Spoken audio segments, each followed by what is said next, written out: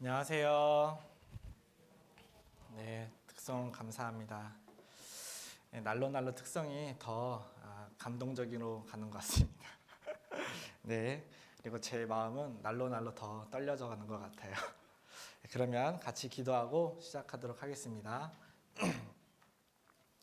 사랑과 은혜가 충만하신 살아계신 하나님 아버지 감사합니다. 오늘도 저희에게 이 귀한 하루 허락하여 주시고 하나님의 말씀 성경을 배워볼 수 있도록 인도하여 주셔서 감사합니다. 하나님께서 날마다 전해지는 이 말씀을 통해서 이 성경이 사실이고 하나님이 살아계시다는 것을 더욱더 확실히 증거하여 주고 계십니다. 계속해서 전해지는 이 말씀을 통해서 아직 하나님의 존재와 또 이 성경에 대해서 모르시는 분들이 아직도 마음 가운데 의심이 드는 분들이 있다면 오늘은 확실히 전해지는 말씀을 통해 하나님의 살아계시고 성경의 사실임을 마음 가운데 확실히 믿을 수 있도록 또한 받아들일 수 있도록 하나님께서 인도하여 주시옵소서. 이 짧은 한 시간 하나님의 이름으로 모이고자 합니다. 하나님께서 저희와 함께 하여 주시고 오로지 하나님의 말씀만이 선포되는 귀한 시간이 될 수 있도록 도와주세요. 우리를 사랑하시는 우리 구주 예수 그리스도의 이름으로 감사하며 기도드렸습니다. 아멘. 네, 그러면 고린도 전서 10장 말씀 찾아보도록 하겠습니다. 고린도 전서 10장 11절입니다.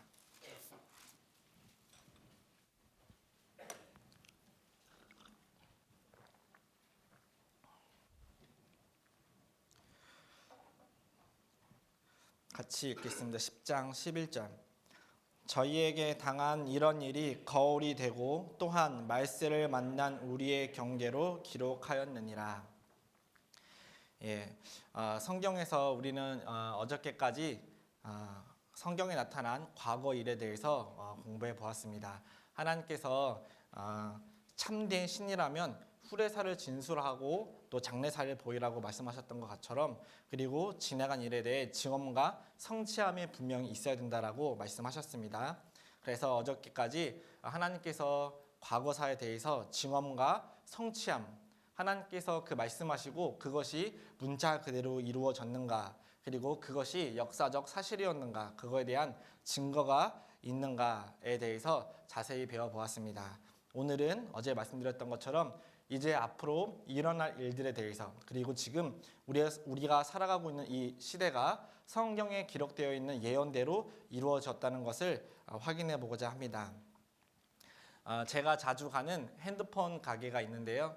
그 핸드폰 가게 카피라이터가 상당히 마음에 들어서 제가 자주 인용하는 문구가 있습니다. 그 가게에 뭐라고 써 있냐면요.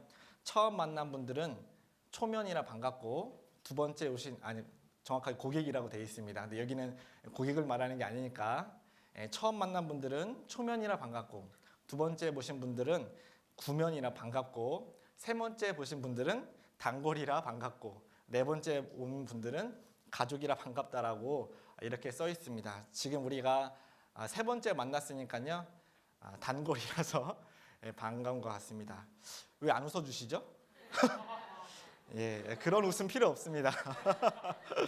네, 아무튼 이렇게 성경 말씀을 자세하게 차근차근 계속해서 듣는 것은 너무나도 중요합니다. 그래서 제가 비록 부족하지만 하나님의 말씀이 정말 사실이라는 것을 여러 가지 증거를 통해서 계속해서 말씀드리고 있습니다. 그것들 중에서 과연 내가 믿음이 가지 않고 그것들을 잘 이해가지 않는다면 얼마든지 다시 저와 함께 혹은 목사님이나 다른 분들에게 그 성경이 정말 사실인지 아닌지에 대해서 꼭 물어보시고 확인해 보시면 그 성경이 사실이라는 것을 믿는데 전혀 어려움이 없을 거라 생각을 합니다. 우리가 인생을 살아가면서 정리정돈이라는 것을 해야 되는데 어떻게 인생의 정리정돈을 좀 해보셨습니까? 내 인생의 정리정돈. 내 인생의 정리정돈은 둘째치고 내 책상 정리정돈을 하고 계십니까? 예, 내 책상 정리정돈도 잘 하기 어렵다라고 생각이 듭니다. 그런데 정리와 정돈의 차이점에 대해서 혹시 아세요? 정리와 정돈의 차이점. 정리는 뭐냐면 쓸 것과 쓰지 않을 것을 구분하는 게 정리입니다. 그리고 정돈은 있어야 할 곳에 그것을 두는 것, 그것을 정돈이라고 합니다. 우리의 인생도 살아가면서 필요한 것과 필요 없는 것, 그리고 마땅히 있어야 할 곳에 두게 하는 것, 그것이 우리 인생에도 필요하다라고 말씀하고 계십니다. 왜냐하면 우리 인생의 죽음이 언제 어떻게 닥칠지 알 수 없기 때문에 그렇습니다. 제 경험으로 봐도 제가 24살 때인가 그때 즈음에 제 친구의 동생이 군 전역을 하고 한 3달 정도 아르바이트를 한 이후에 친구들과 놀러를 갔는데 그 놀러 간 그 여행지에서 음주운전 차에 치여서 그 자리에서 죽었던 일이 있습니다. 그리고 얼마 전에 저희 외가댁에 이모부가 계셨는데 그 이모부께서 해병대가 아니라 특전사 출신이셨어요. 특전사 출신 시옷 발음 잘 안 되죠.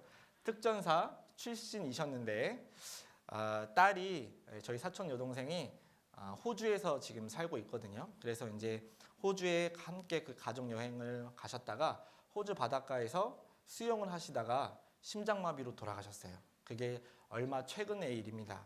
특전사면 당연히 수영 따위는 아주 쉽게 하실 수 있는데도 불구하고 그렇게 갑자기 심장마비로 돌아가시게 될 줄은 아무도 몰랐습니다. 가족들이 너무나도 어이가 없고 어처구니가 없어서 눈물조차도 나지 않을 정도로 너무 어이가 없더라고요. 저 개인적으로는 제가 이 말씀을 전하고 있는 입장에서 하나님의 말씀을 온전히 더 전해드리지 못해서 너무나도 그 앞에서 죄송한 마음에 우는 분위기가 아닌데 혼자 가서 울자니 좀 그렇더라고요. 그래서 제가 교회 일을 마치고 맨 마지막 조문객으로 이제 그 상을 이제 끝내는 마지막 날 조문객으로 가서 혼자 이렇게 기도를 하는데 너무나도 죄송하고 안타까운 마음이 들었습니다. 그렇게 누군가가 죽음이 갑자기 올 것이라 생각을 했다면 다 자기 인생을 돌아보고 정말 자기에게 잘못됐던 것이 없는지 다른 이들에게 용서를 구할 것은 없는지 아마 생각해 보았을 거예요. 그런데 죽음은 언제 어떻게 올지 모른다는 거죠. 인생에 태어나는 것엔 순서가 있어도 가는 것엔 순서가 없다라고 말씀하고 계십니다. 그런 것을 통해서 우리의 인생도 분명히 정리정돈이 돼야 마땅하다고 생각합니다. 내가 아무리 많은 계획을 세우고 아무리 좋은 목표를 가지고 살아간다고 해도 하나님께서 그 영혼을 그날 밤에 그날 아침에라도 부르시면 그 모든 것을 내려놓고 하나님 앞에 가야 되는 거예요. 그것을 우리는 죽음 앞에서 우리는 아무것도 하지 못하고 그냥 다 내려놓을 수밖에 없다는 것을 우리는 주변에 죽음을 맞이한 지인분들을 통해서 다시 한번 교훈을 받게 됩니다. 그렇기 때문에 하나님은 인생의 정리정돈을 하라고 말씀하고 계십니다. 그래서 지금 우리가 이렇게 전해드리고 있는 것은 결국에 하나님 만나기를 준비하자는 거예요. 하나님을 만난다는 것은 죽음을 준비해야 된다는 거예요. 욥기 19장 17절에 나의 가죽 이것이 썩은 후에 내가 육체 밖에서 하나님을 보리라 말씀하셨고, 히브리서 9장 27절에는 한 번 죽는 것은 사람에게 정하신 것이요 그 이후에는 심판이 있다라고 분명히 말씀하고 계십니다. 심판을 준비해야 돼요. 우리가 이솝 우화에도 알고 있는 개미와 배짱이 이야기 아시죠? 배짱이는 그 인생을 즐겼죠. 개미는 열심히 그 겨울을 준비하기 위해 열심히 살았어요. 하지만 그 겨울이 왔을 때 배짱이는 고단하게 살아가는 그 개미를 보고 그렇게 사는 것이 한심스럽다라고 이렇게 놀렸지만 결국에 그 어려움과 겨울이라는 혹독한 시련이 찾아왔을 때 개미는 웃었고 배짱이는 울게 되었습니다. 물론 거기에서 마음씨 넓은 개미가 배짱이를 보듬어 좋았지만 하나님은 그렇지 않아요. 하나님은 오래오래 참으시다가 끝까지 돌이키지 않는 이들에 대해서는 관용을 베풀어 주시지 않습니다. 지금 하나님이 우리를 기다려 주시고 죽음을 아직 내리시지 않는 이 시간에 우리는 그 죽음을 하나님의 심판을 준비해야 합니다. 제가 그동안 말씀드렸던 모든 내용들이 사실은 다 심판하고 관련이 있었습니다. 첫 번째 우리가 배웠던 에덴 동산. 에덴 동산도 여기서 무슨 일이 있었냐? 아담이 죄를 지어서 심판을 받아서 쫓겨나게 됐죠. 그리고 또 그 다음에 노아의 홍수 사건이 있었습니다. 노아의 홍수 사건도 세상에 죄가 관영했기 때문에 하나님이 그 죄를 심판하시기 위해서 세상의 죄를 심판하시기 위해서 그 벌을 내리셨죠. 그리고 또 소돔과 고모라 사건에 대해서도 배웠습니다. 소돔 고모라. 그 소돔과 고모라도 남자와 남자가, 여자와 여자가 그렇게 동성의 죄가 충만해서 하나님이 불과 유황을 내려서 심판하셨어요. 그 죄가 충만한 곳에는 하나님이 반드시 심판하셨습니다. 그리고 마지막으로 어저께 우리가 배웠던 이스라엘.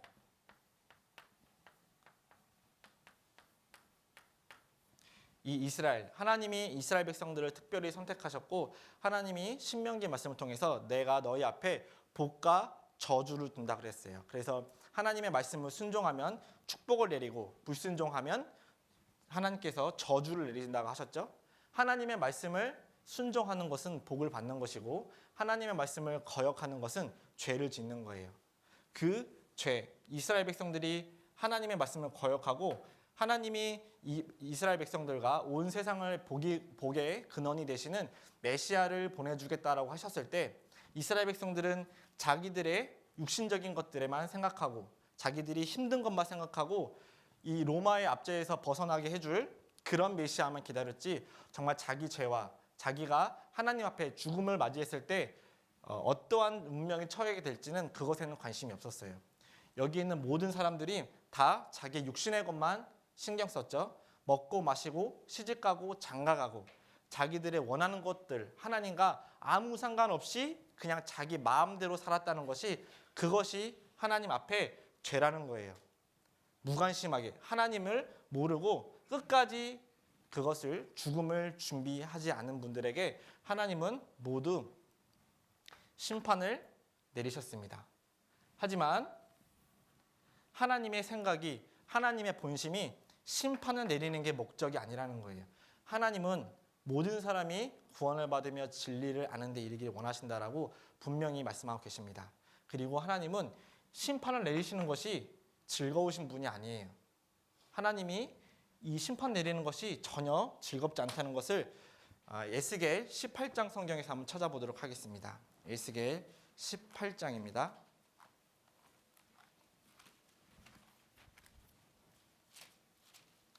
에스겔 18장 23절.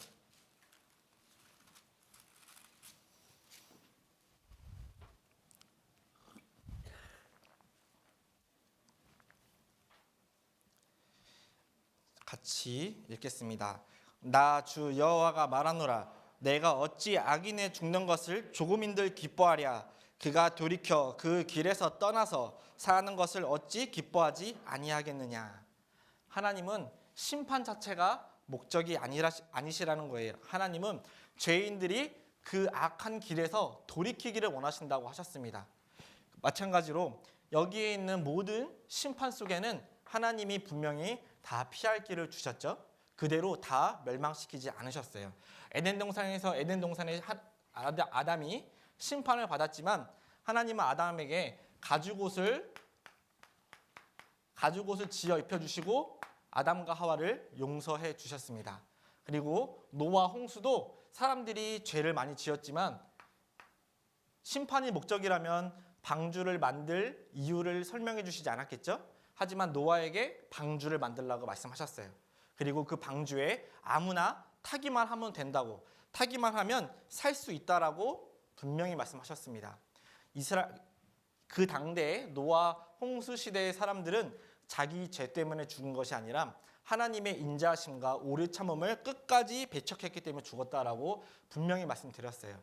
자기 앞에서 수많은 동물들이 산에 있는 배를 타러 올라가는 그 초자연적인 현상을 봤을 때 분명히 사람들은 이것이 무슨 일인가, 그동안 노아가 했던 말이 사실이었는가 하고 생각해 봤어야 했어요.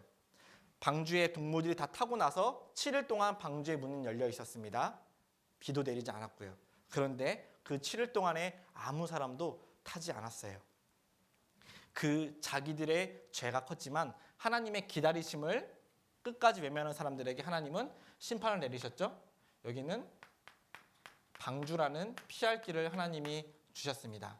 소돔과 고모라, 제가 성경을 찾아드리진 않았지만 소돔과 고모라가 멸망한 이유는 그 죄가 관영하고 죄가 더러워서가 아니었습니다. 성경에 분명히 말씀드리지만 의인 10명이 없어서 소돔과 고모라가 멸망한 거예요.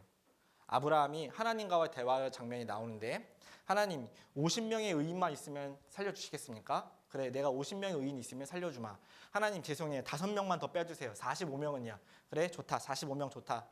하나님 진짜 죄송한데 40명으로 해주세요. 좋아 40명. 하나님 아시죠? 10명만 더 빼주세요. 그렇게 계속 하나님하고 말장난하듯이 아브라함이 10명 깎아서 아브라함이 진짜 진정한 그 딜의 달인인 것 같아요. 10명까지 빼죠. 하나님 10명만 있으면 심판하시겠습니까? 그래 10명 있으면 그것 때문에 내가 소돔과 고모라의 심판을 내리지 않겠다. 아브라함은 롯이 당연히 10명 정도는 전도했겠지라고 생각하고 10명 가지고 하나님과 이야기를 마쳤습니다. 하지만 소돔과 고모라는 의인 몇 명 있었죠? 의인 4명밖에 없었어요. 롯과 그의 가족들, 엄마 롯의 아내 2딸. 그나마도 그 롯의 아내는 소돔과 고모라에서 빠져나오다가 뒤를 돌아봐서 소금 기둥에 대해 죽습니다. 소돔과 고모라에서 죄가 관영했고 하나님이 심판했지만 의인 10명이 없었어요. 의인 10명이 없어서 심판을 당했습니다. 그리고요, 이스라엘은요, 하나님께서 심판을 내리셨지만 사실 축복해 주시겠다라고 하는 약속을 더 주셨어요.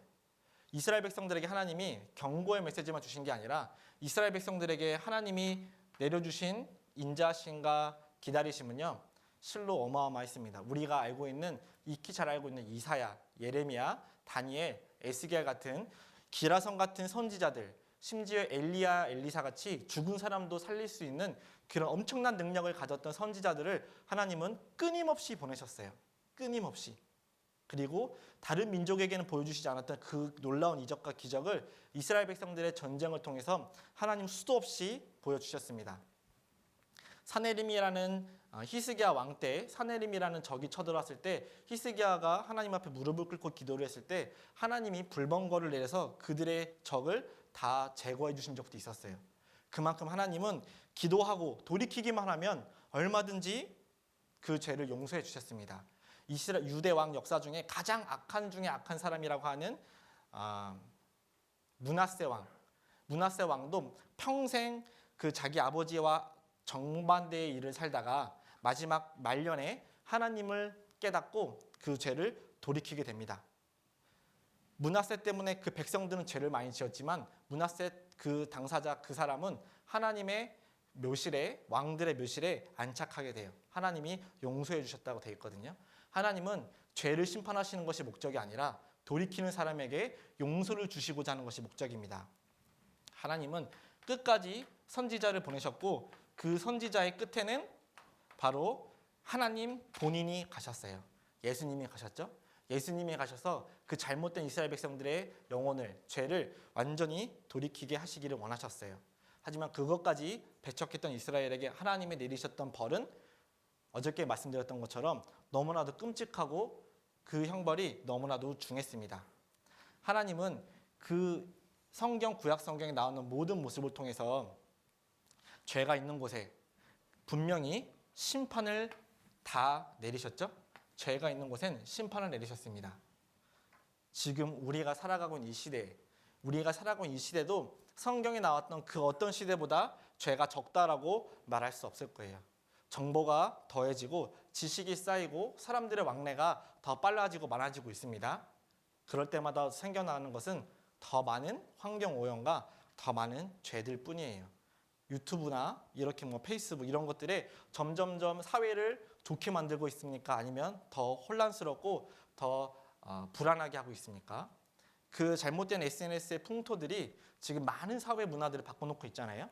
심지어는 더 자극적인 것을 얻기 위해서 뭐 내가 지금 사람 죽이러 간다라는 방송을 하면서 그것을 실제로 보여주는, 그리고 실제로 그걸 보고 있는 사람들이 경찰에 신고를 하는 그런 터무니없는 일도 생겼잖아요. 사람이 정보가 많아지고 세상에 시간이 지날수록 죄는 더해지고 하나님의 심판은 임박하게 될 것입니다. 하나님은 우리 시대에게 이렇게 말씀하고 계세요. 전도서 11장 9절입니다.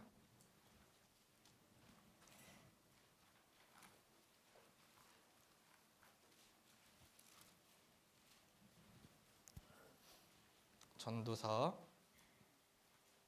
11장 9절입니다.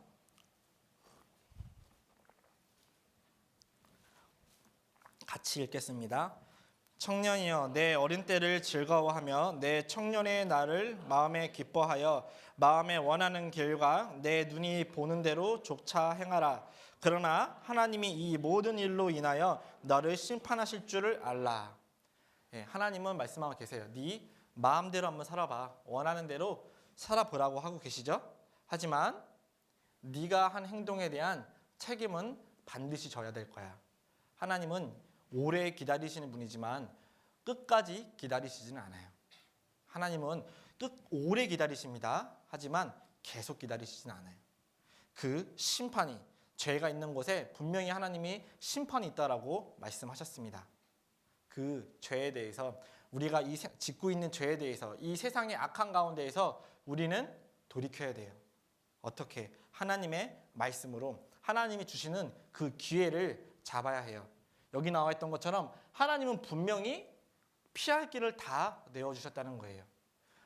아담 시대에는, 에덴 동산 시대에는 가죽옷으로, 노아의 방주 때에는, 노아 홍수 때에는 방주를 통해서, 그리고 소돔과 고모라는 그 의인들을 통해서, 그리고 이스라엘 백성들에게는 선지자라는 그 귀한 말씀들을 통해서 돌이킬 기회를 허락하셨습니다. 그런데 지금 우리에게는 이 성경은 이 당대의 사람들보다도 더 큰 은혜입니다. 언제든지 내가 마음만 조금 먹으면 이 하나님의 말씀 성경을 펴볼 수 있고 확인해 볼 수 있어요. 그것이 어려우니까 이런 자리를 우리가 만들어서 이렇게 성경 말씀을 전해드리고 있지 않습니까? 얼마나 쉽고 잘 전달해드리고 있어요. 그렇죠? 네, 전혀 호응도 안 해주시고 더 가슴에 상처가 되는 것 같습니다.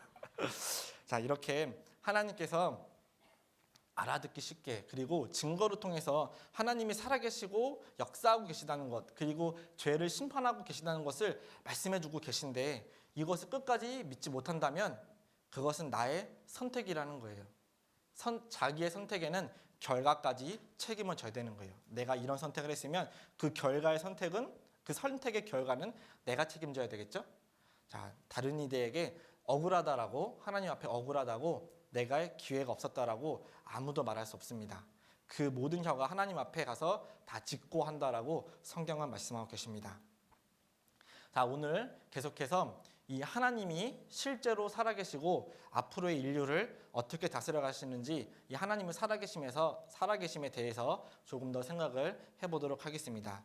어저께까지는 이스라엘이 완전히 하나님 앞에 멸망해서 이 지구상에서 사라질 것처럼 너무나도 큰 멸망을 당했죠. 이스라엘 백성들이 하나님 앞에 큰 죄를 지어서 정말 큰 벌을 받았습니다. 그렇지만 이스라엘 백성들 때문에 하나님은 오히려 하나님의 이름이 더러워졌던 거예요.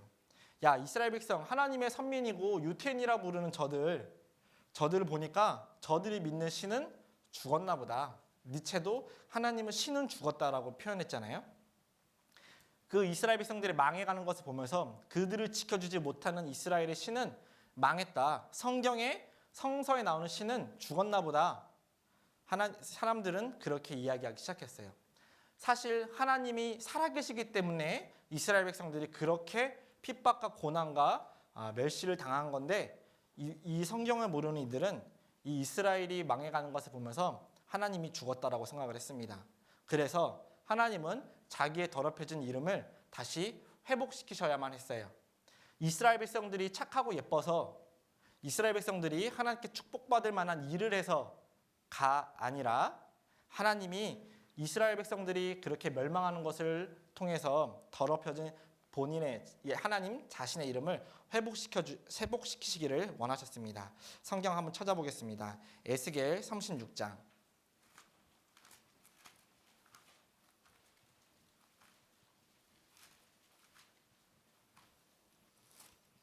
에스겔 36장 22절, 23절입니다.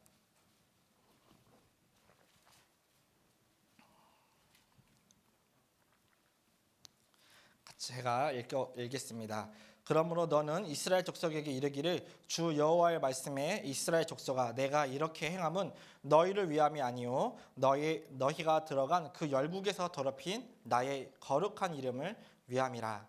열국 가운데서 더럽힘을 받은 이름 곧 너희가 그들 중에서 더럽힌 나의 큰 이름을 내가 거룩하게 할지라. 내가 그들의 목전에서 너희로 인하여 나의 거룩함을 나타내리니 열국 사람이 나를 여호와인 줄 알리라. 나 주 여호와의 말이니라. 여기 보시면 하나님이 이스라엘 백성들이 예뻐서가 아니라 하나님이 왜 이스라엘 백성들을 회복시켜 주시냐, 다시 왜 이스라엘 백성들을 살려주시느냐, 그것은 22절에 나온 것처럼 너희가 들어간 그 열국에서 더럽힌 나의 거룩한 이름을 위함이라. 그리고 이스라엘 백성들이 다시 회복되는 것을 통해서 열국의 사람들이 나를 마지막 23절 마지막 절에 열국의 사람들이 나를 여호와인 줄 알리라. 이스라엘 백성들은 하나님의 증인이라고 했죠. 이스라엘 백성들이 하나님을 증거하지 못해서 망했어요. 그런데 하나님이 그 이스라엘 백성들을 정말 다시는 회복할 수 없을 것 같았던 그 민족을 하나님이 하나님의 놀라운 능력으로 다시 살려내겠다라는 것을 성경을 말씀하고 계십니다. 그리고 실제로 이 말씀은 문자 그대로 이루어졌죠. 한 장 넘겨서요. 에스겔 37장 2절 한번 읽겠습니다. 내가 나를 그 뼈 사방으로 지나게 하시기로 본즉 그 골짜기 지면에 뼈가 심이 많고 아주 말랐더라. 그가 내게 이르시되, 하나님이 에스겔에게 말씀하신 겁니다. 그가 내게 이르시되 인자야 이 뼈들이 능히 살겠느냐 하시기로 내가 대답하되 주 여호와여 주께서 아시나이다. 또 내게 이르시되 너는 이 모든 뼈에 대하여 이르기를 너희 마른 뼈들아 여호와의 말씀을 들을지어다. 5절 주 여호와께서 이 뼈들에게 말씀하시기를 내가 생기로 너희에게 들어가게 하리니 너희가 살리라. 너희 위에 힘줄을 두고 살을 입히고 가죽으로 덮이고 너희 속에 생기를 두리니 너희가 살리라. 또 나를 여호와인 줄 알리라 하셨다 하라. 자, 7절은 같이 읽어보겠습니다. 이에 내가 명을 쫓아 대언하니 대언할 때 소리가 나고 움직이더니 이 뼈 저 뼈가 들어맞아서 뼈들이 서로 연락하더라. 그리고 10절은 제가 읽겠습니다. 이에 내가 그 명대로 대언하였더니 그 생기가 그들에게 들어가매 그들이 곧 살아 일어나서 서는데 극히 큰 군대더라. 에스겔에게 하나님이 환상을 보여주셨는데 에스겔을 뼈가 가득한 골짜기로 데려가신 거예요. 그리고 하나님이 에스겔에게 말씀하십니다. 인자야 에스겔아 이 뼈가 과연 살겠느냐? 에스겔이 물론 마음속에서는 못 살 것처럼 생각했지만 하나님이 말씀하고 계시기 때문에 지혜롭게 말했죠. 하나님만 하시죠. 이렇게 말한 거예요. 그래서 좋다. 내가 이것을 살려보마 하고 에스겔이 네가 나를 대신해서 대언해라. 이렇게 말씀하셨어요. 그리고 에스겔은 그 말씀들 문자 그대로 대언을 했고 그들의 뼈가 서로 연락해서 서로 맞아 들어갔어요. 그리고 그들이 다 일어섰는데 그 뼈들이 살아서 일어섰을 때 어떤 모습이 되었냐? 극히 큰 군대가 되었다는 거예요. 정말 다 말라서 뼈밖에 없는 생명이라고는 찾을 수 없는 그 뼈들이 다시 일어나서 하나님이 생기를 불어넣으니까 극히 큰 군대가 되었다는 거예요. 이 군대가 누구냐? 11절입니다. 또 내게 이르시되 인자야 이 뼈들은 이스라엘 온 족속이라. 그들이 그 이르기를 우리의 뼈들이 말랐고 우리의 소망이 없어졌으니 우리는 다 멸절되었다 하느니라. 이 뼈들이 바로 이스라엘이라고 분명히 말씀하고 계십니다. 하나님은 36장에 열방에서 더럽힌 내 이름 위해서 이스라엘을 다시 회복시키실 거고 하나님이 다시 그들을 회복시킴으로 열국의 백성들이 나를 여호와인 줄 알리라 라고 말씀하셨죠. 이스라엘 백성들을 다시 회복시켜 주시겠다라고 분명히 예언하셨습니다. 말씀 문자 그대로 지금 이스라엘은 이 지구상에 있나요 없나요? 이스라엘은 지금 이 지구 한가운데 있어요. 왜 지구 한가운데냐면요. 이스라엘 왼쪽에 서쪽에 있는 바다 이름이 뭔지 아세요? 지중해예요. 지중해. 왜 지중해일까? 그것이 이 지구의 한가운데이기 때문에 그렇습니다.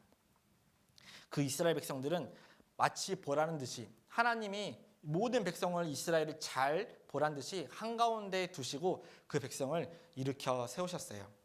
그 이스라엘의 회복되는 모습을 함께 살펴보도록 하겠습니다. 이사야 66장 한번 보도록 하겠습니다. 이사야 66장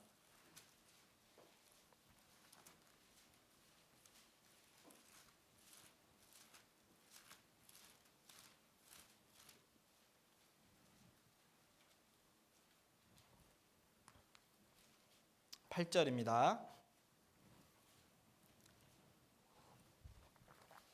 이러한 일을 들은 자가 누구이며 이러한 일을 본 자가 누구이뇨. 나라가 어찌 하루에 생기겠으며 민족이 어찌 순식간에 나겠느냐. 그러나 시온은 구로하는 즉시에 그 자민을 순산하였도다. 여기 보시면 이스라엘을 향하는 하나님의 말씀이에요. 이러한 일을 들은 자 누구이며 이러한 일을 본 자가 누구이뇨. 나라가 어찌 하루에 생기겠으며. 나라가 하루에 생기는 것이 가능할까요? 우리나라는 그 대한민국 임시정부가 상하이에서 출발해서 진짜 대한민국 정부로 수립하기까지 약 15년에서 20년의 세월이 필요했습니다. 우리나라는 겨우 일제 35년 치하를 받았는데도 그 치하는 일제 압제를 당하는 동안에도 나라를 잃지 않으려고 그리고 나라를 계속해서 세우기 위해서 끊임없이 노력을 했어요. 그리고 그 임시정부라는 것을 통해서 겨우겨우 나라의 명명을 유지해 갔고 이제는 우리가 정식 나라로서 인정을 받고 세계에서 11대 11번째 가는 경제 대국이 되었습니다. 나라가 하루에 생긴다는 것은 너무나도 어려운 일이고 불가능한 일이에요. 그런데 이스라엘 백성들은 하루아침에 나라가 세워집니다. 그리고 순식간 나겠느냐? 그러나 시온은 구로하는 즉시에 그 자민을 순산하였도다. 구로하는 즉시에 순산하였다. 잉태한 여인이 아이를 낳을 때, 그 산통이 올 때, 산통이 온다는 것은 아이가 나올 징조잖아요.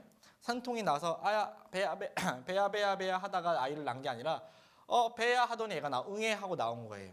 그렇게 이 이스라엘 백성들이 하루아침에 갑자기 생겼다라고 성경은 말씀하고 계십니다. 그 이스라엘 백성들이 어떻게 해서 모이게 되는지, 국가가 생기기 위해서 필요한 것들은 주권이 필요하고 민족이 필요하고 땅이 필요하잖아요. 국가의 3대 요소입니다.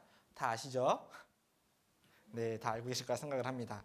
그러면 국가의 국민들이 어떻게 됐는지 한번 살펴보도록 하겠습니다. 이사야 43장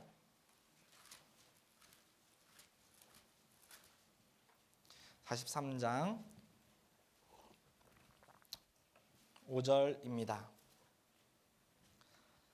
두려워 말라. 내가 너와 함께하여 내 자손을 동방에서부터 오게 하며 서방에서부터 너를 모을 것이며 내가 북방에 이르기를 놓으라. 남방에 이르기를 구려하지 말라. 내 아들들을 원방에서 이끌며 내 딸들을 땅끝에서 오게 하리라. 하나님은 어저께 이스라엘 백성들을 디아스포라 시켰다라고 말씀드렸습니다. 예루살렘 성에서 모든 이스라엘 백성들을 다 전 세계에 흩어놓으셨어요. 그런데 흩어놨던 백성들을 나라로 세우기 위해서 하나님은 다시 모으겠다라고 말씀하셨습니다. 북방에 이르기를 놓으라. 남방에 이르기를 구려하지 말라. 하나님은 다시 모을 때 어떠한 일이 벌어질지 다 아시죠. 그래서 북쪽에서 잡고 있는 것, 그리고 남쪽에서 가둬놓고 있는 것을 다 알고 계셔서 정확한 표현을 하고 계십니다. 북방에 이르기를 놓으라. 놓으라고 하나님 말씀하셨는데 아무도 잡고 있지 않아요. 그럼 뻘쭘하겠죠. 그런데 하나님 말씀 문자 그대로 이스라엘 백성들이 그 북쪽에서 내려올 때 이스라엘 백성 예루살렘을 지도로 정북쪽으로 올라가면 어떤 나라가 있느냐면 세계에서 가장 넓은 땅덩이를 가지고 있는 나라 어디죠?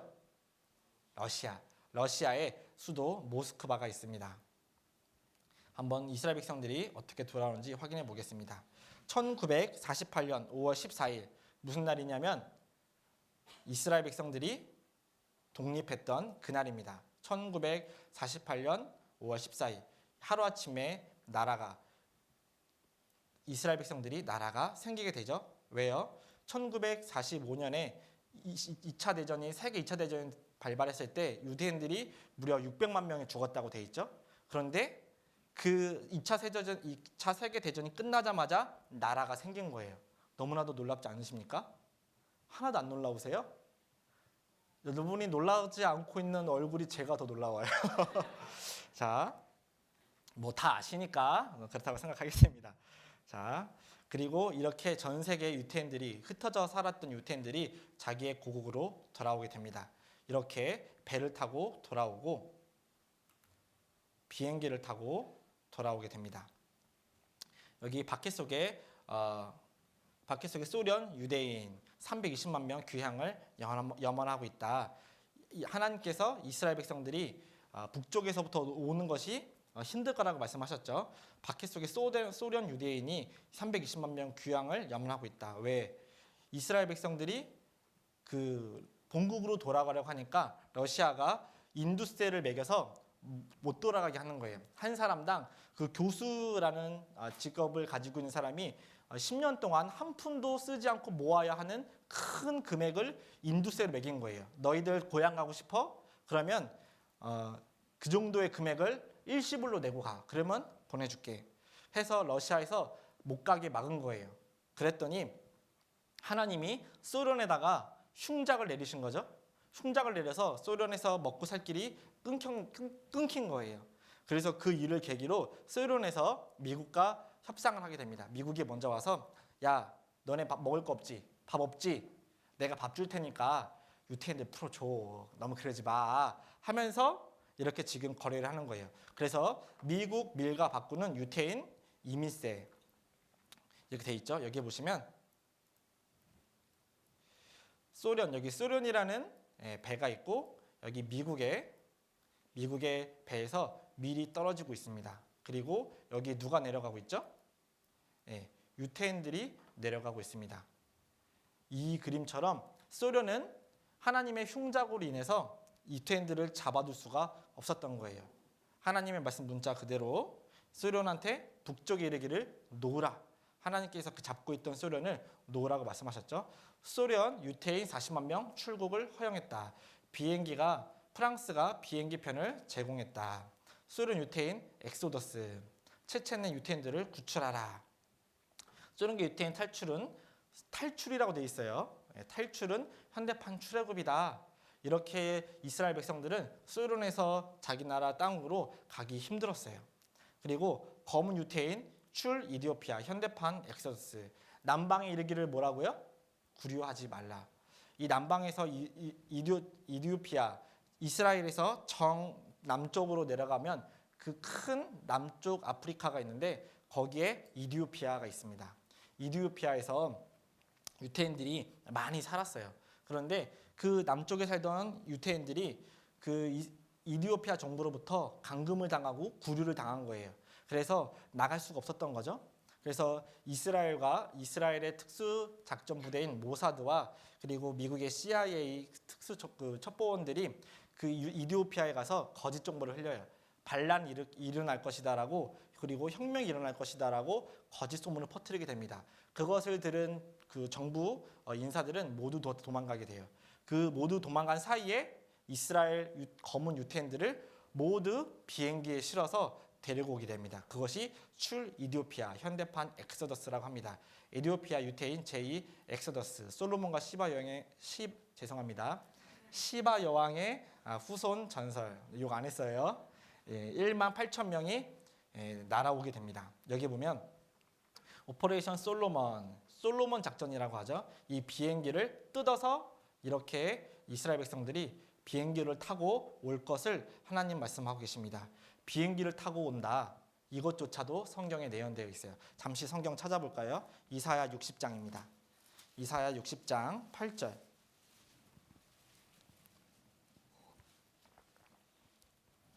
저 구름같이 비둘기가 그 보금자리로 날아온 것 같이 날아오는 자들이 누구뇨? 하나님께서 이스라엘 백성들이 다시 돌아오는데 멸망받았던 이스라엘 백성들이 다시 돌아오는 내용이 60장의 내용인데요. 거기에 이스라엘 백성들이 다시 오는데 다시 걸어오는 것이 아니라 뛰어오는 것이 아니라 말을 타고 오는 것이 아니라 날아온다고 되어 있어요.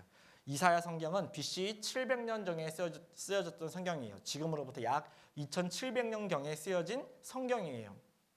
2700년 전에 사람이 날아온다. 그래요. 한 사람 정도는 날아온다라고 제가 양보해 드리겠습니다. 물론 그런 역사적 말은 써져 있지 않아요. 뭐 물 위도 우리나라 역사에도 주몽이 물 위를 걸어갔다고 하니까요. 뭐 그 정도는 백보 양보하겠습니다. 그런데 민족이 날아온다니요. 한 개인은 날아갔다라고 역사적으로 조금 부풀려서 써서 이해할 수 있다지만 민족이 날아온다는 것은 말이 안 되잖아요. 그런데 어떻게 2700년 전에 성경에 사람들이 날아온다라고 비둘기처럼 이 비행기가 자세히 보면 이 당대의 사람이 그것을 봤을 때 비행기를 비행기 타고 날아온다 하고 쓰면 안 되잖아요. 단어도 없는 시절에. 그 비행기를 보고 비둘기처럼 생겼기 때문에 그 흔한 새의 이름을 따서 비둘기처럼 그 보금자리로 날아오는 자들이 누구냐 그랬잖아요. 자들이. 이스라엘 백성들은 성경 말씀 문자 그대로 날아왔습니다. 그리고 하나님이 북방에 이르기를 놓으라 남방에 이르기를 구려하지 말라. 그것대로 북방과 남방에서 하나님 말씀대로 이렇게 모이게 돼요. 이스라엘에 유태인이 몰려든다. 샤론 유대인 이민 확대 추진. 이스라엘 사람들이 계속 본국으로 돌아오게끔 이스라엘에서 계속 이야기하고 있는 거예요. 프랑스의 유대인 200명 이스라엘로 귀국했다. 이스라엘 실종 종족 인도서 찾았다.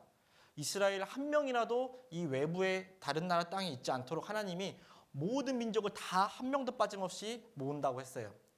우리나라 제주도 앞바다에서 이스라엘 어선이 이스라엘의 그 배가 침몰했던 적이 있어요. 그런데 그 이스라엘에 침몰된 몇 명의 선원을 위해서 이스라엘 군대가 와서 거기에 항공모함에 가까운 그 군함을 두고 거기서 몇 달간을 수색을 한 끝에 그 자기네 나라 국민을 그 우리나라 앞바다 정말 나라의 정반대까지 바다 앞까지 와가지고 그 시체를 가지고 가는 나라예요.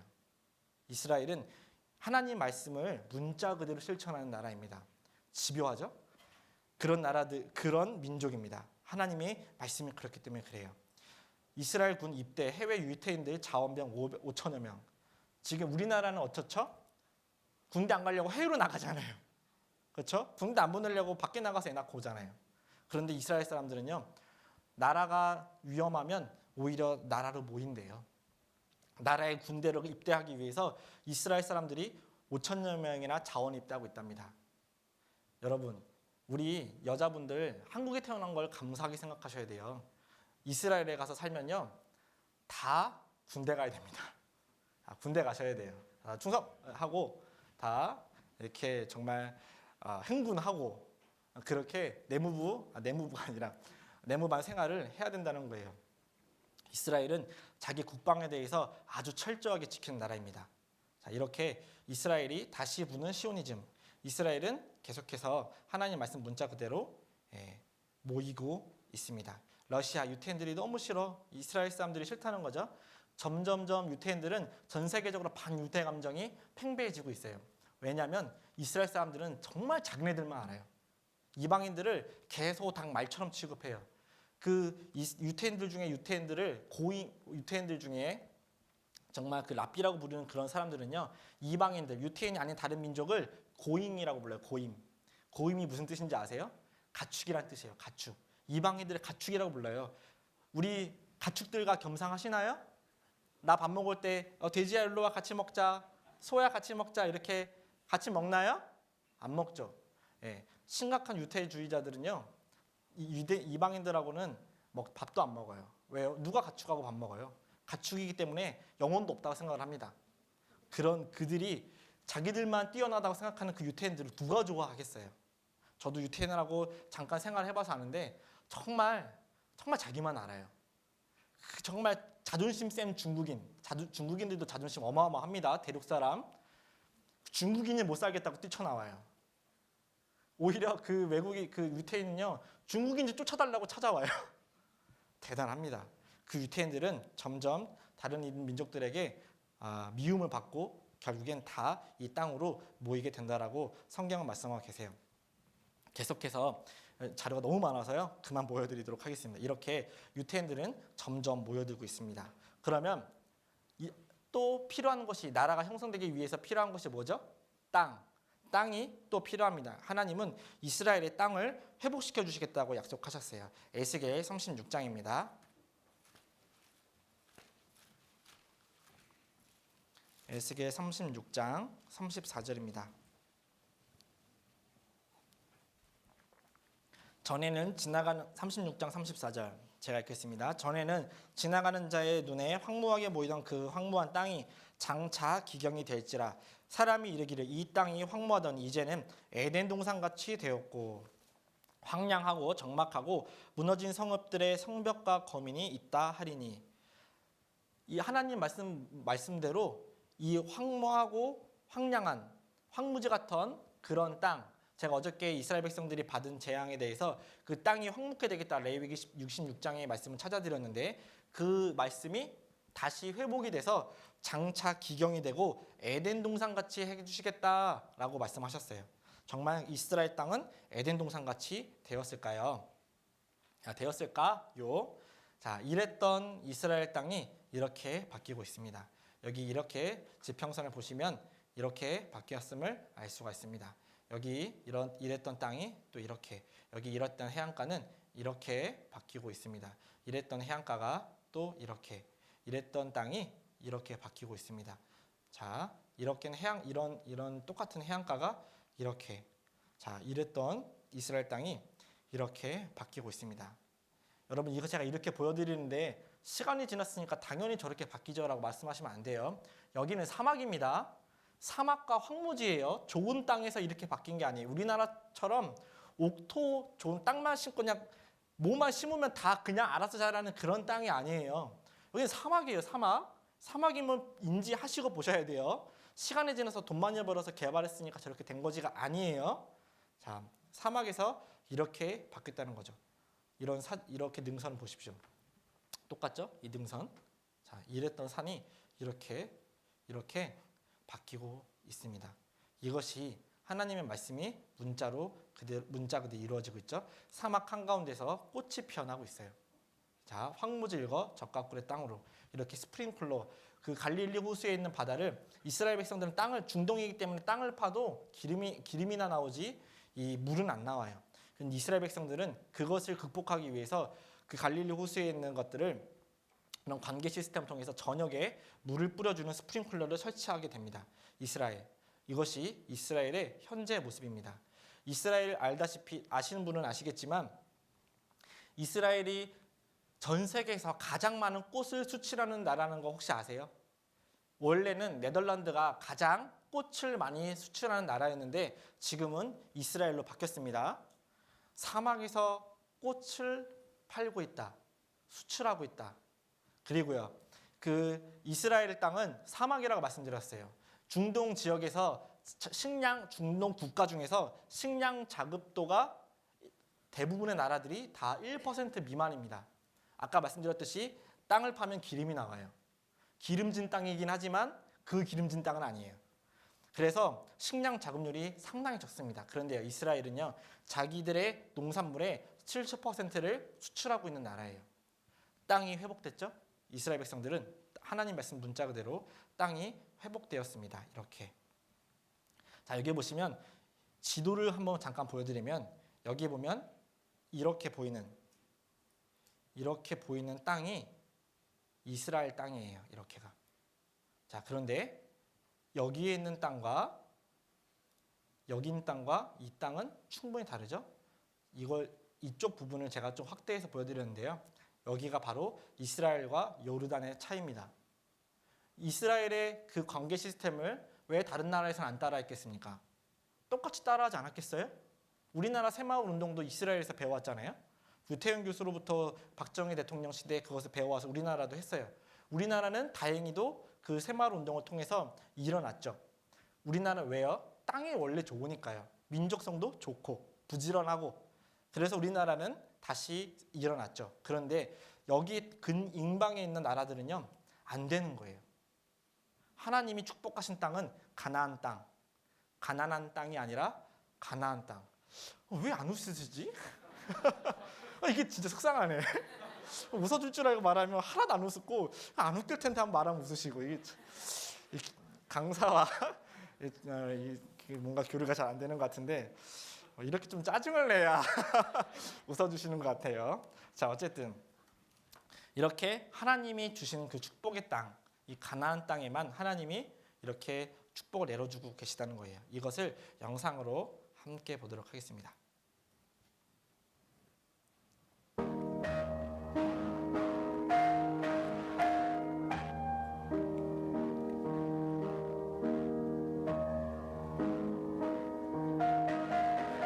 사막의 상당 부분이 비옥하게 변하긴 했지만 광활한 사막은 때론 감당하기 힘든 적이 될 때도 있습니다.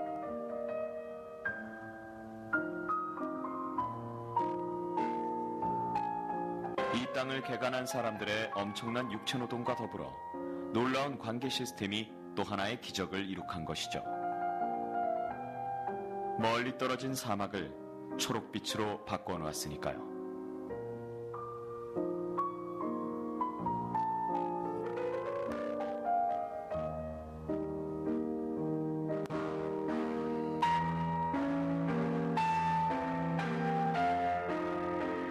초기 개척자들의 노력과 키부츠라는 농업 공동체 방식으로 이런 놀라운 결과를 이뤄낸 것이죠. 이곳이야말로 현대 이스라엘의 자랑이라 할 수 있습니다. 저 아래 60주년을 알리는 표시가 보이는군요. 사람들은 이곳에 서기 전까진 이렇게 아름다운 자연과 마주하게 될 거라고는 상상하지 못하죠. 마치 성서에 나오는 에덴 동산을 보는 것 같습니다.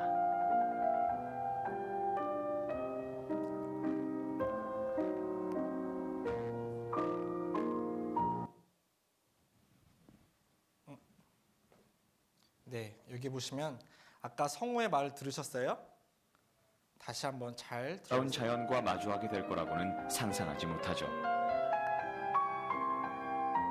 마치 성서에 나오는 에덴 동산을 보는 것 같습니다. 뭐라고 하셨죠? 네, 성서에 나오는 에덴 동산 같이 되었다고 돼 있죠. 우리 교회에서 만든 거 아니에요. 교육방송 EBS에서 만들어 주셨고 그 EBS 성우님께서 멘트 해주신 거예요. 저희가 사례 드린 거 없습니다. 이런 멘트 해달라고. 자, 그런데 성경과 똑같은 멘트가 나와요. 방금 우리가 찾았던 에스겔 36장 35절 사람이 이르기를, 사람이 지금 일렀죠. 이 땅이 황무하더니 이제는 에덴 동산 같이 되었고. 놀랍지 않습니까? 문자 그대로 성경이 이루어지고 있고 사람들이 그 성경대로 말하고 있는 거예요. 사람들이 이르기를 에덴 동산 같이 되었다. 그대로 되고 있잖아요. 하나님이 회복시켜 주겠다고 했던 그 땅이 바로 이렇게 회복되고 있습니다. 그리고 나라가 되기 위해서 세 번째 주권이 필요하죠. 그 주권을 이루는 것은 민족입니다.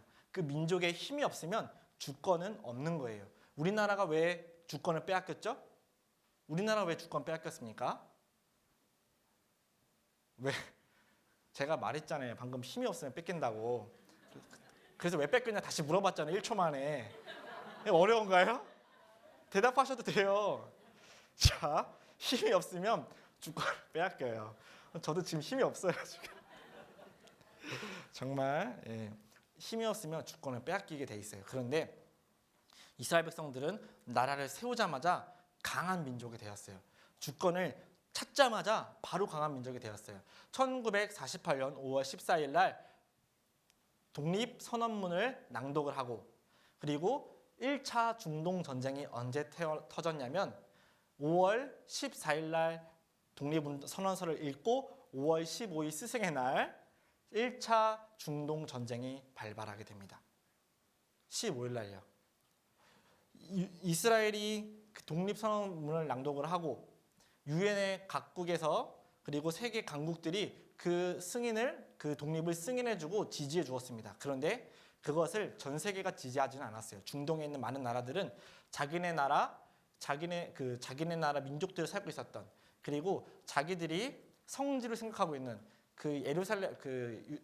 이슬람 민족들이 성지를 생각하고 있는 메카, 메디나, 예루살렘 그 하나 중 예루살렘이 바로 이스라엘 땅이 독립한 그 땅에 있었거든요. 그래서 그것을 보호하기 위한 명분으로 전쟁을 일으켰어요. 하지만 그 전쟁을 일으킨 결과 어떻게 되었을까요? 모두 전문 용어로 털렸어요. 다 털렸어요. 몇 번이나? 4번이나. 완전히 털렸어요. 다 졌죠? 그 중에서 세 번째 전쟁, 6.1 전쟁은 아주 유명합니다. 1967년에 일어난 전쟁인데요. 그 전쟁은 6일 만에 털렸어요. 6일 만에 완전히 이스라엘 백성들이 이기게 됩니다. 그것을 그 주권을 찾은 그 민족에 대해서 이스라엘에 대해서 잠시 설명해 드리고자 합니다. 자, 여기 보시면 이사야 60장 4절에 하나님께서 그때 내가 보고 희색을 바라며 내 마음에 놀라고 또 화창하리니 이는 마음의 풍부가 내게로 돌아오며 열방의 재물이 내게로 돌아옴이라. 이스라엘 백성들이 그렇게 힘 있는 나라가 되기 위해선 뭐가 필요했냐면 돈이 필요했고 자원이 필요했어요. 그런데 이스라엘 백성들이 많은 분들이 아시겠지만 중동에서 유일하게 석유가 나오지 않는 나라가 시리아가 아니라 갑자기 나라가 생각이 이스라엘 바로 위에 있는 나라와 그 나라 이름 갑자기 생각이 안 나네요. 그 나라와 이스라엘 두 개 나라가 석유가 안 나와요. 중동에서 유일하게. 그런데 하나님이 이스라엘 백성에게 그 재물을 풍부히 주셨다고 되어 있는데 차원이 없는 거예요. 그런데 하나님 말씀이 과연 틀렸을까? 틀리지 않았습니다. 아까 바다의 풍부가 돌아온다고 했죠. 열방의 재물이 돌아오고. 자, 이중 여기 이스라엘 백성들이 살고 있는 그 지형을 이제 보여주고 있는데요. 이 바로 사해바다. 사해바다는 염분이 너무 많아서 물고기가 살 수 없어서 생명체가 살 수 없어서 사해바다라고 합니다. 그런데 이 사해바다에 광물질이 어마어마하게 많다는 거예요. 우라늄까지 캐내는 사해바다. 우라늄은 핵 발전소의 핵융합의 원료가 되는 원료가 되죠. 핵전쟁 피해복구 물질이 이스라엘 사해바다에 있다. 이스라엘 사해바다 보물이 미국, 영국, 프랑스 3개 국가보다도 더 많다고 합니다. 자, 그리고 이스라엘이 자원이 없다고 했고 그 바다의 풍부가 돌아온다고 했잖아요. 제가 어렸을 때만 해도 제가 20살, 22살 때만 해도 이런 성경 강연을 하면 그 바다의 풍부는 사해바다뿐이었어요. 그런데 2013년에 들어서 무슨 일이 벌어지냐면 바로 이스라엘 앞바다에서 대박 가스 오일이 터지게 됩니다. 그 가스 오일이 가스와 오일 기름이 얼마나 많냐? 이 자원빈국 이스라엘이 땅 밑에 엄청난 석유가 있다. 매장량이 2,400억 배럴, 사우디에 이어 세계 2위 수준이라는 거예요. 세계 2위 수준. 대박이 났죠? 적과 꿀 대신 이런 거 필요 없죠. 대신 오일과 가스 대박. 오일과 가스가 대박이 났다는 거예요. 이스라엘 에너지의 기적입니다. 여기 보시면 바다의 풍부. 여기 시펠라 유전 여기 빼고요. 2번, 3번, 4번, 5번. 2번, 3번, 4번, 5번. 바다의 풍부. 천연가스 대박이 났죠. 그리고 이스라엘은 시펠라 유전도 발굴하게 됩니다. 이것을 아직은 개발하지 않고 있어요. 그런데 알만한 사람은 다 알죠. 이미 이렇게 신문까지 다 났는데요. 자, 하나님께서 이스라엘 백성들에게 바다의 풍부를 주신다고 했죠. 그리고 실제로 2013년에 이 오일과 기름이 찾아지게 됩니다. 여기 2013년도 맞죠? 그 기사의 전문입니다. 하나님께서는 말씀 문자 그대로 이스라엘 백성들에게 축복하여 주시고 그것을 이루어 주셨어요. 자, 여기 보시면 또 이스라엘 백성들이 얼마나 강한 민족이 되는지 말씀하셨습니다. 여호수아 23장 10절에 너희 중 한 사람이 1000명을 쫓으리니 이는 너희 하나님 여호와 그가 너희에게 말씀하신 것 같이 너희를 위하여 싸우심이라. 아까 제가 말씀드렸던 6.1 전쟁에 대해서 잠깐 설명해 드리겠습니다. 6.1 전쟁의 규모가 어땠냐? 1차 전쟁은 48년 5월 15일 맞죠? 그리고 2차 전쟁은 1956년, 그리고 3차 6.1 전쟁은 1967년 6월 5일 날 시작해서 6월 10일 날 깔끔 쌈박하게 끝나게 돼요. 그 규모는 인구수는 1억 5천만 대 225만, 70대 1의 싸움이었어요. 17대 1 싸워보셨어요? 17대 1. 17대 1은 싸워봐도 70대 1은 안 돼요. 아무리 영화라도 70대 1은 안 돼요. 70명이 동시에 발차기를 하면 어떻게 막을 거예요? 70명이 동시에 주먹 날리면 어떻게 막을 건데요? 뭐 이렇게 하면 돼요? 70명이 머릿속부터 발끝까지 이렇게 순서대로 안장 따다다다 이렇게 때리면 그냥 게임 끝이에요. 그런데 사람이 1대 70 싸워도 안 되는데 1대 70명이 나라가 싸운 거예요. 규모가 엄청나죠? 그런데 그 결과가 어떻죠? 결과요. 본토 넓이의 6배의 땅을 확보하게 되고 이때 비로소 이스라엘 백성들이 예루살렘을 수복하게 됩니다. 그리고 이 전쟁을 일으켰던 이집트 대통령 나셀 대통령은 열받아서 심장마비로 죽어요. 실제 있었던 일입니다. 이것은 전쟁상에 나온 일이에요. 자, 여기 보시면 그 나라들의 면적들의 규모가 이렇게 차이가 납니다. 자, 1967년 5월 17일 아랍 7개국의 군대가 이스라엘 국경에 집결을 했어. 그래서 모세 다얀 장군이 그때 6.1 전쟁의 총지휘를 맡았는데 그들이 오밤중에 새벽에 비행기를 레이더가 잡히지 않게 저속 비행을 해서 이스라엘의 이스라엘 외에 다른 적대국의 전투기들을 모두 부셔버리게 됩니다. 716대의 비행기가 부서지게 되고 이스라엘은 겨우 26대의 전투기만 손실하게 됩니다. 그리고 공중전에 이어서 이 탱크전에서도 이스라엘 백성들은 크게 이기게 되죠. 공중전에 이은 탱크전에서도 이집트, 시리아, 요르단군은 밀리기만 했지. 그리고 이 전쟁 결국 6일 만에 아랍군의 패배로 끝났어. 그래서 3차 중동 전쟁을 6.1 전쟁이라고 한다고 합니다. 실제로 하나님이 이스라엘 백성들을 강국을 되게 해주신다고 말씀하셨고 그 강국대로 이스라엘 백성들은 6.1 전쟁을 통해서 나라와 영토를 더 넓히게 되는 일을 얻게 됩니다. 자, 이렇게 하나님 말씀 문자 그대로 1000명을 쫓는 일이 벌어지게 됩니다. 샬리트 상병 구하기, 이스라엘 하마스와 포로 1대 1027 맞교환. 왜 이런 것이 가능하냐면 이스라엘 백성들이 생각한 유태인들 그 이방인은 어떻다고요? 고임, 가축이에요. 가축 1000마리랑 사람 하나 바꾼 거예요. 그렇게 개념 생각하시면 전혀 문제되지 않아요. 3대 1155명. 너희 한 명이 1000을 감당하겠다라고 하셨던 하나님 말씀이 이루어졌죠. 자, 여기 보시면 그 작은 자가 1000을 이루겠고 그 약한 자가 강국을 이룰 것이라. 때가 되면 나 여호와가 속히 이루겠다. 이사야 60장 22절에 있는 말씀입니다. 문자 그대로 강국이 되어가고 있습니다. 아랍, 이스라엘 핵은 왜 예외냐? 이스라엘은 유독 자기들 마음대로 하고 싶은 거 다 하고 사는 거예요. 중동의 어떤 나라도 핵을 보유하지 못하게 그 유엔과 안보리 이사국들이 막고 있는데 이스라엘은 마음대로 핵을 만들고 있습니다. 그러니까 얘기하는 거죠. 왜 이스라엘은 예외냐고. 자, 국가별 핵탄두 보유 현황입니다. 이스라엘은 75개에서 125개의 핵탄두를 가지고 있습니다. 여기 보시면 대부분 다 유엔의 안전보장이사회, 안보리 아시죠? 그 나라들만 대체적으로 다 가지고 있어요. 중국, 러시아, 중국, 영국, 프랑스, 이렇게 가지고 있죠. 근데 유일하게 파키스탄과 이스라엘 이들은 가지고 있는 거예요. 그중에서 이 이스라엘은 계속해서 끊임없이 미국의 전폭적 지원을 받고 유엔의 모든 결의안을 깡그리 무시하고 자기들 마음대로 수틀리며 미사일 쏴버리는 거예요. 그냥. 그리고 몰라 니네들이 기분 나쁘게 했어. 그냥 그렇게 얘기해요. 실제로 이렇게 얘기합니다. 예. 말투는 물론 한국어로 쓰진 않죠. 자, 죄송합니다. 이스라엘 수소폭탄 등 핵무기가 400개 된다고 지금 말하고 있죠. 아까 여기 우리가 봤던 것보다 훨씬 더 많죠. 이스라엘 핵무기 100에서 200개 이상을 보유하고 있다. 이스라엘 핵탄두 최대 300개다.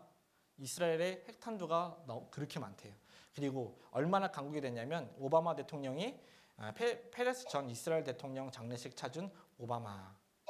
예, 현재 대통령이 아니라 전 대통령이 죽었는데 이렇게 오바마 미국 최강국 대통령이 찾아와서 잘 보인다고 이렇게 빵모자까지 쓰고 지금 인사하고 있는 거예요. 미 유태인 파워 공화당 TV 토론까지 취소시키고 그리고 부시는 이라크 전쟁을 승리를 이끌었다고 그 이라크가 이스라엘을 침공했다라는 것을 그 명분으로 삼아서 전쟁을 일으켰습니다. 미국과 이스라엘의 그 부부와 같은 애정 관계를 보여주고 있죠. 이스라엘의 힘 키우려는 의도도 이스라엘전 또 다른 배경해서 그 이스라엘 사람들이 미국이 왜 이라크 전쟁을 그렇게 참여하게 됐는지 그것을 나와 있는 기사입니다. 자, 그리고요. 또 여기 보시면 내가 노하여 너를 쳤으나 이제는 나의 죄송합니다. 내 성벽을 쌓을 것이요 그 왕들이 너를 봉사할 것이다. 이스라엘 백성들의 성벽을 다른 나라 왕들이 와서 성벽을 재건해 주실 거다라고 말씀하고 계십니다. 자, 그리고 여기 또 보면 신명기 9장 8장 18절에도 내 하나님 여호와를 기억하라. 그가 내 재물 얻을 능을 주셨다고 돼 있죠. 재물 얻을 능을 주셨다. 돈 잘 벌게 해주겠다라고 약속하셨죠. 그런데 이스라엘 백성들이 얼마나 돈을 잘 버느냐. 여기 지금 보이시는 상표들 다 언뜻 봐도 유명한 것들 많죠. 여기 스타벅스도 있고 마이크로소프트, MBC 그리고 제 수준에서 아는 것만 말할게요. 맥도날드, 20세기 폭스, CNN, 리바이스 알고요. 인텔 이런 거 잘 알고요. 저는 잘 모르겠어요. 다른 것들이 얼마나 대단한 건지. 그런데 아무튼 우리가 나이키도 있네요. 이렇게 우리가 알고 있는 그리고 우리가 흔히 보는 그 상표들과 그 기업들이 다 유태인들의 것이라는 거예요. 자, 여기에 있는 것처럼. 자, 여기 MBC, CNN, ABC, 미국의 방송들, 타임즈까지 모두 다 유태인들의 것이라는 거죠. 유태인 2%의 힘이 부시 정부 대거 포진.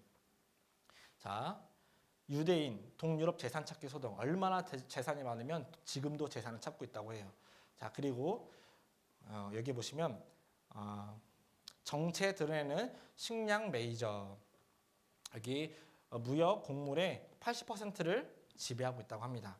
검은 곡물 왕국 5대 메이저 카킬, 콘티넨트, 드레피스, 붕괴, 앙드레. 이 모든 전 세계 5대 곡물 메이저 회사들이 다 유대인들의 소유라는 거죠. 세계 금값은 5명이 좌우하는데 다 유대인입니다. 한국에도 수억 달러 투자하고 조지 소로스 한머니 전쟁 이 사람도 유태인입니다. 그래서 우리나라에 돈 빌려주러 왔던 IMF 당시에 돈 빌려주러 왔던 사람이죠. 소로스 오늘 DJ 만나 그때 김대중 대통령을 만나서 투자 협의한다고 합니다. 이렇게요. 자, 그리고 왕갑부 빌 게이츠도 유태인이라고 합니다. 빌더버그 회의 아세요? 빌더버그 회의는 전 세계에 가장 영향력 있는 경제 인사들, 정치계 인사들이 모여서 그 전 세계에 나아갈 방향을 정하는 비밀 조직 회의 단체라고 합니다. 그 빌더버그 회의에 여기에 있는 구성원들이 모두 유태인이라는 거예요. 자, 유태인들의 힘이 얼마나 강한지 한번 영상으로 한번 보도록 하겠습니다.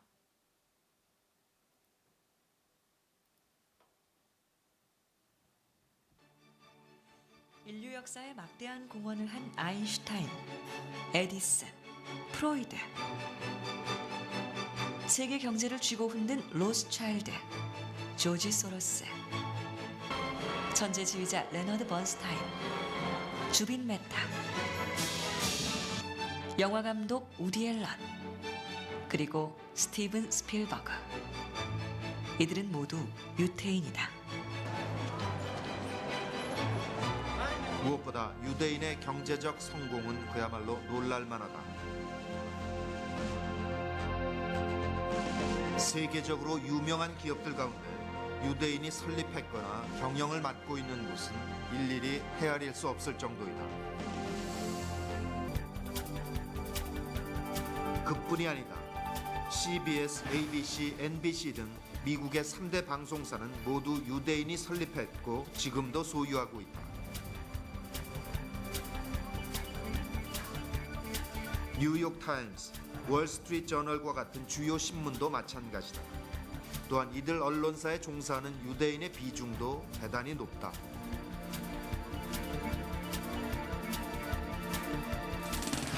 (2003년) 미국의 경제 전문지 포브스가 조사한 바에 따르면 유대인이 설립했거나 경영하고 있는 유대계 기업이 미국 내 30대 기업 중 무려 12개나 된다. 각종 제조업은 물론 금융과 정보통신, 문화에 이르기까지 미국에서 유대인의 손이 닿지 않는 분야는 거의 없다고 해도 과언이 아니다. 뿐만 아니라 유대인들은 선거의 승패를 좌우하는 막강한 자금력과 언론까지도 갖추고 있다. 수많은 유력 정치인들이 유대 단체 행사에 참석하고 친이스라엘적인 행보를 보이는 것은 이 같은 상황과 무관하지 않을 것이다. 이곳에 모인 6천 명의 유태인들은 자신들의 영향력으로 미국 각계의 지도자들을 불러 모은다. 이 에이펙 행사가 열릴 때면 미국 의회는 휴회를 한다.